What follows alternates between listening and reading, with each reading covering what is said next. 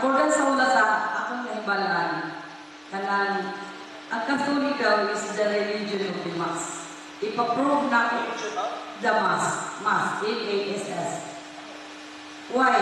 Kung ako sa ikadawa ng pangutana, nga no, nga ang Catholic raman ang dili gina-register sa Security Exchange Commission nga no. Duha ko question ha. Unahan ako tutubag ko, itanong mo question, ma'am, ano ang simbahan Katoliko? Wala na rehistro. Kaya sumada ko na din sa Kristo, ang iya ni Cesar, ihatod ng Cesar. Ang iya sa Diyos, ihatod sa Diyos. Karang Cesar, nag-refer na sa gobyerno.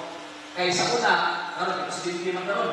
Sa una sa panahon ni Kristo, ang Roman man ang Romano man ang nagdumala. So Cesar o tawag na ng emperador. So Cesar ang ilang tawag, Julio Cesar, Cesar Constantino, o Cesar Augustus, o Augusto Cesar.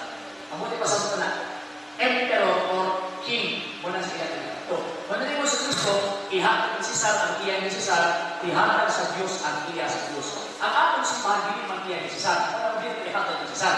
Kaya kung napundok na nasa palibot, iya man ang Cesar, iya man sa gobyerno, mo ilang di parehistro. Eh, under sila sa balakod sa gobyerno. Pero ang simbahan, Katoliko mao ang gobyerno ay, nag-una ang simbahan na ang gobyerno. Kaya ilang di parehistro. Ikaduha, ang iyaan ang nagtawag ng simbahan na ang Diyos. Hindi ka ako ang gobyerno na, kaya lang sila ang Diyos. Ha? Di ba? So noon ang simbahan Katoliko, dili nila iparehistro na naman kaya ang tag-iyaan ng simbahan na ang nagbuhat sa gobyerno. So, dili pwede nga ang magkakagaho, dili pwede ang Diyos ipailalong sa temporal power na maunang itawag o gobyerno. Muna dili pwede iparehistro. Ikatulong rason, tungkol kay ang atong simbahan, estado ta.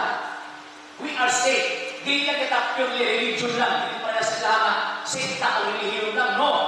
Ang atong simbahan, gawas sa religion ta, estado na ta. Kung ang atong ang nasong Pilipinas na ay Philippine Constitution, kita po na po tayo the Court of Canon Law na equivalent sa Philippine Constitution. Kung ang atong simbahan na ang atong dapat Pilipinas na ay bandila ang flag sa Pilipinas, ang atong simbahan na atong ikabalimong bandila. Kita mo na mag-testa na tawato ang simbahan na ay magtaglas na puti o yelo. Kita mo na, magmutang ang puti o yelo, mauna ang pulo sa kumang bandila. Kaya nung atong pagbisita ni Pope Francis, na ay flag na yelo puti na ay tawag ang tsara sa baka, mauna ang bandila sa kumang simbahan. Nagpasabot na kita, estado mo na kung ang papa mo bisita dito sa Pilipinas, sugatong yun siya sa presidente sa Pilipinas. Na naman, tungkol kay ang gisugat sa presidente sa Pilipinas, hindi lang kay kanang leader sa usaka religion, kung hindi usaka head of state. Mula ang atong simbahan, mula tamang itong kanta, Pari-anong lungsod, hari-anong lungsod, awit pasalamat, tibuok nasod. Nasod, hindi na ang Pilipinas, kining atong simbahan. Muna, di po di paristo na naman, kay ang nasod, hindi po di ilalog sa nasod. Okay, ma'am? Muna, atong simbahan na atay, every lugar na atay gitawag ng ambasador.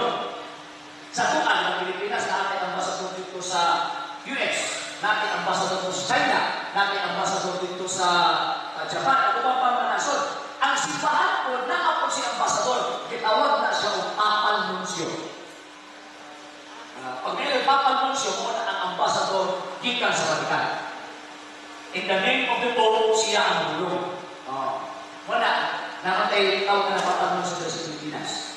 So, nagpasabot na ang simbahan, dili na kay pure religion, kundi usa siya ka nasod, usa siya ka estado. Muna, atong mga pare, pag-uras na ay kanang tawag anang bikil na i-implementa sa gobyerno niya, apektado ang mga Katoliko, manindog na pare, indog niya ang usaway. Na naman, kay dili lang kay Pilipino ang maapektado, dili mga Katoliko na sako sa nasod naamo ang atong simbahan. Wala, maraming mo sila na ang mga Katoliko, ang mga para sa Katoliko, magkapin-apin, magaling, wala apin-apin, hindi apin, Kaya ang maapitahan ng balaurang mga Katoliko, nasakop sa nasod ng maunang simbahan Katoliko. So, muna kailan sa tuamang, na kanang ilang religion, yung religion na sa ato religion ta at the same time o sa kanasod. So, muna hilig ko rin ipalisto. So, sa una ni mong gitawag kong pangtana, sige ma'am? Okay. Kaya ang simbahan Katoliko, muna ang hilig sa misa. Kaya ang misa, muna ang kinabuhi.